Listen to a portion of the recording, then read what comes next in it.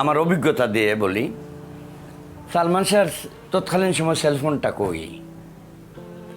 আমি যেটা আইডিয়া করছি যে সে আমাকে বাথরুম থেকে ফোন করছে, করে বলছে যে মামা আমি ডিভোর্স পেপারে সাইন করবো, সকালে আমি চলে আসতেছি। এইটা তার বউ হয়তো বাথরুমের থেকে বাইরের থেকে শুনে ফেলছে। বাথরুম থেকে বের হওয়ার পরে ঝগড়াঝাটি লাগছে, লাগার পরে কিন্তু ওই টেলিফোন মনে হয় স্বামীরা মনে হয় ডিল দিয়ে ভেঙে ফেলছে, বুঝছেন। এই টেলিফোনটা আজ পর্যন্ত পাওয়া যায় না। এটা কি পাওয়ার আমরা খুঁজে বের করবো না পুলিশ? হ্যাঁ, ওই দিনের কল রেকর্ড কারবারে বের করার দরকার। তৎকালীন সময়ে নতুন সেলফোন বাইরেছে, বড় বড় সেলফোন, এগুলো এই ফোনটা আজ পর্যন্ত পাওয়া যায় নাই। আমি আপনাদের কাছে অভিযোগ দিলাম, রাষ্ট্রের কাছে অভিযোগ দিলাম, ফোনটা খুঁজে বের করুন, সব পেয়ে যাবেন। এরপরে যখন সে মারা যাওয়ার পরে যখন গেলাম আমরা, দেখলাম টেবিলের মধ্যে খাবার দাবার রাখা বাটির মধ্যে, ওইগুলা ওই নষ্ট হয়ে গেছে। তার মানে হলো এই ঝগড়াঝাটির এক পর্যায়ে সে খায় নাই, না খাইয়া বালিশটা টান দিয়া সে তার ড্রেসিং রুমে চলে গেছে, ওইখানে ফ্লোরে ঘুমাইছে।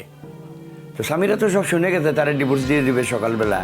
সে দু একজনরে হয়তো ফোনে বলছে তার লোকজনরে যে আমাকে তো সকালে সে পেপারে সাইন করে সে সিলেট যাবে, তার মামার সাথে কথা বলছে মেবি। তখন কেউ না কেউ বলছে হয়তো যে আমি লোক পাঠাচ্ছি, দরজা খুলে দিও। ঘটনা কিচ্ছা এখানেই শেষ। কারণ সালমান শাহ মারা যাওয়ার পরে তার ফ্ল্যাট যেদিন প্রথম খোলা হয়, ডিবিডিসি বজলুল করিম সাহেব ছিলেন, আর পুলিশের অন্যান্য ডিপার্টমেন্টের লোক ছিলেন। প্রথমে রশিটা মাপা হলো আমার সামনেই। দেখা গেল যে সালমান শাহ যতটুকু লম্বা, আর যেখানে কাটা হয়েছে গলার ফাঁসির দাগ, সালমান শাহর পা এসে মাটিতে লেগে যায়। এই ছবিগুলো এখনও আছে আমাদের কাছে এবং কোর্টেও আছে।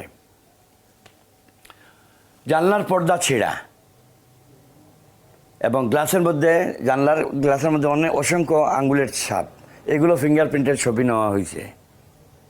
বাথরুমে পাওয়া গেছে এক সুটকেস লক করা ভিজা কাপড়। এইগুলার রহস্য কী?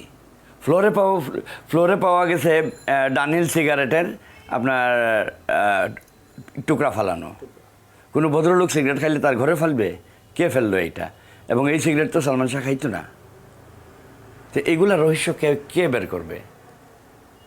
পাশের বাসার একজন সাক্ষী দিছে ওই দিন যে রাত্রে 3টা সাড়ে 3টার দিকে এই সালমান শাহর যে ড্রেসিং রুম, ওই রুমে তারা মারামারি হচ্ছে দেখছে। ওনারা মনে করছে হাজব্যান্ড ওয়াইফের মধ্যে ঝগড়া হচ্ছে।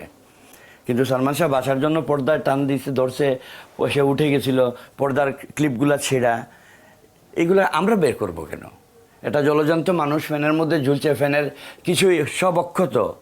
হ্যাঁ, অক্ষত। পাশের ফ্ল্যাটের লোকজন জানলো না। তার বউয়ের স্টেটমেন্ট হলো, আমি আসছি, আইসা দেখি সে ঝুলতেছে, আমি আমার কাজের লোকজনদের ডাকছি, ডাইকা দইটা আমি রসিকাইটা আমি নামাইছি। বাবা রে বাবা, এইরকম ইতিহাস তো ইতিহাসের পাতায় নাই। তার তো দেখা সেন্সলেস হয়ে যাওয়ার কথা, চিৎকার দিয়ে পাশে বাড়ির লোকজনদের ডাকার কথা, তার মারে, সালমান শাহর মারে বাপরে ফোন করার কথা, পুলিশের যাওয়ার কথা, অথবা নিয়া দৌড়াইয়া হাসপাতাল যাওয়ার কথা। এইগুলা না কইরা সে সুস্থ মস্তিষ্কে রসিকাইটা নামাইলো।